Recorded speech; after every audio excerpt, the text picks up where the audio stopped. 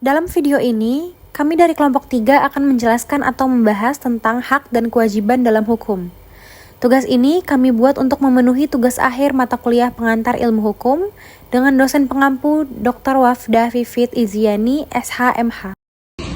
Pengertian hak dan kewajiban. Yang pertama adalah hak. Hak adalah sesuatu kewenangan atau kekuasaan yang diberikan oleh hukum, suatu kepentingan yang dilindungi oleh hukum, baik pribadi maupun umum. Dapat diartikan bahwa hak adalah sesuatu yang patut atau layak diterima. Yang kedua ada kewajiban. Kewajiban adalah sesuatu beban atau tanggungan yang bersifat kontraktual. Dengan kata lain, kewajiban adalah sesuatu yang sepatutnya diberikan. Perbedaan legal dan moral right. Perbedaan yang jelas antara legal dengan moral right adalah menyangkut sanksi yang harus diterima apabila terjadi pelanggaran terhadap hak tersebut.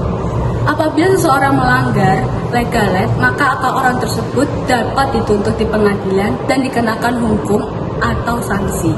Lalu contoh dari life right itu adalah setiap warga negara berhak mendapatkan pendidikan dasar. Ini dijamin oleh undang-undang. Jika negara tidak menyediakan, warganya bisa menuntut segala hukum. Lalu perbedaan dari moral right adalah kamu berkewajiban membantu orang tua yang udah lansia, dan secara moral ini dianggap benar dan baik. Tapi hukum tidak memaksa kamu untuk merawat orang tua di rumah. Nah, saat ini kita akan membahas tentang alasan hubungan hak dengan kewajiban bersifat korelatif. Hak itu tertuju kepada orang lain tentunya, yaitu yang menjadi pemegang kewajiban antara hak dan kewajiban terdapat hubungan korelatif. Hubungan hak dan kewajiban dikatakan bersifat korelatif karena keduanya saling berkaitan dan tidak dapat dipisahkan tentunya. Artinya setiap hak selalu diikuti oleh kewajiban dan setiap kewajiban yang dilaksanakan akan menghasilkan atau melindungi hak. Selanjutnya, ciri yang melekat pada hak menurut hukum. Yang pertama, hak melekat pada seorang pemilik atau subjek hak. Yang kedua, hak selalu teruju pada pihak lain yang berkewajiban atau bersifat korelatif.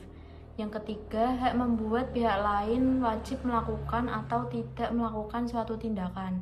Yang keempat, setiap hak memiliki objek tertentu. Dan yang terakhir, setiap hak memiliki dasar atau titel yang menjadi alasan hak itu melekat pada pemiliknya. Klasifikasi hak menurut Curzon. Sempurna dan hak tidak sempurna. Hak sempurna adalah hak yang diakui oleh hukum namun terlaksana. Sedangkan hak yang tidak sempurna adalah hak yang diakui oleh hukum namun tidak terus terlaksana. Hak utama dan tambahan. Hak utama adalah hak yang diperluas oleh hak orang lain, sedangkan hak tambahan adalah hak yang diperluas untuk tambahan hak utama. Kemudian ada hak publik, yaitu hak publik yang ada pada masyarakat dan dimiliki oleh setiap masyarakat. Contohnya seperti hak memilih dan dipilih. Kemudian ada hak perdata, di mana hak perdata itu hak yang sifatnya individu yang dimiliki oleh setiap orang. Contohnya seperti membuat kontrak. Kemudian ada hak positif dan hak negatif. Ini hak positif itu adalah hak yang dilakukan perbuatan-perbuatan yang positif dari pihak tempat kewajiban korelatifnya yang berada seperti hak untuk menerima keuntungan pribadi. Kemudian ada negatif, yaitu hak untuk melarang kebebasan berpendapat. Kemudian ada hak milik pribadi dan hak milik, yaitu hak milik yaitu berhubungan dengan barang-barang yang dimiliki oleh seseorang yang biasanya bisa dialihkan. Contohnya seperti properti maupun tanah. Kemudian ada hak pribadi, di mana hak pribadi berhubungan dengan kedudukan seseorang yang tidak bisa dialihkan. Contohnya seperti hak atas nama baik dan hak atas ganti rugi. Hak mutlak adalah kewenangan kekuasaan mutlak yang diberikan oleh hukum kepada subjek hukum yang dapat dipertahankan kepada siapapun. Contoh-contoh hak mutlak adalah 1. Hak untuk hidup, 2. Hak untuk tidak disiksa, 3. Hak untuk tidak diperbudak. Pengertian dari hak relatif itu sendiri adalah hak yang memberikan kewenangan kepada seseorang untuk melakukan sesuatu hal Hal ini biasanya timbul adanya sebuah perjanjian di antara orang lain. Contoh-contohnya yaitu seperti hak penjual, hak pembeli, dan hak pekerja. Selanjutnya kami akan membahas tentang misbruik van Recht. Misbruik van Recht adalah penggunaan hak secara tidak wajar atau bertentangan dengan kepatutan sehingga menimbulkan kerugian bagi orang lain.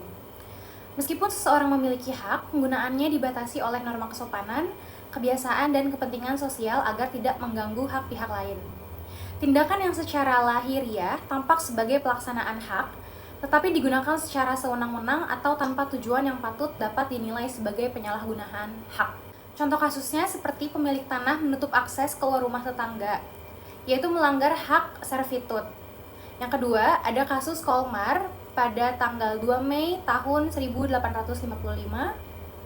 Permasalahan kasusnya adalah cerobong asap palsu dibangun hanya untuk menghalangi pemandangan tetangga. Dianggap penyalahgunaan hak. Dua pendekatan mengenai penyalahgunaan hak. Pada dasarnya ada dua pendekatan yang sering dipakai, yaitu menurut jurisprudensi dan menurut Pitlow. Yang pertama, menurut jurisprudensi, yaitu tindakan bisa dikategorikan sebagai penyalahgunaan hak kalau memenuhi dua unsur. Yang pertama, perbuatan itu tidak masuk akal, jadi sudah di luar batas kewajaran. Yang kedua, perbuatan dilakukan dengan sengaja untuk merugikan orang lain. Jadi perbuatan jurisprudensi ini fokus pada niat pelaku dan apa tindakannya itu wajar atau tidak. Kedua, menurut Pitlow, yaitu suatu tindakan dapat dianggap sebagai penyalahgunaan hak apabila manfaat yang diperoleh pelaku tidak sebanding dengan kerugian yang ditimbulkan pada pihak lain. Pendapat Pitlow ini menekankan dua hal penting. Yang pertama, perbuatan bisa saja masuk akal dan tanpa adanya maksud untuk merugikan. Artinya, meskipun tindakan pelaku terlihat wajar dan tidak ada niat jahat, hal tersebut tetap dapat dikategorikan sebagai penyalahgunaan hak jika akibat merugikan pihak lain. Yang kedua, fokus pendekatan ini terletak pada ketidakseimbangan akibat, bukan pada niat pelaku. Jadi, yang dinilai adalah apa kerugian yang timbul jauh lebih besar dibandingkan manfaat yang diperoleh pelaku. Baik, itu dia pembahasan dan penjelasan tentang hak dan kewajiban hukum dalam mata kuliah pengantar ilmu hukum. Kurang lebihnya mohon maaf. Terima kasih dan wassalamualaikum warahmatullahi wabarakatuh.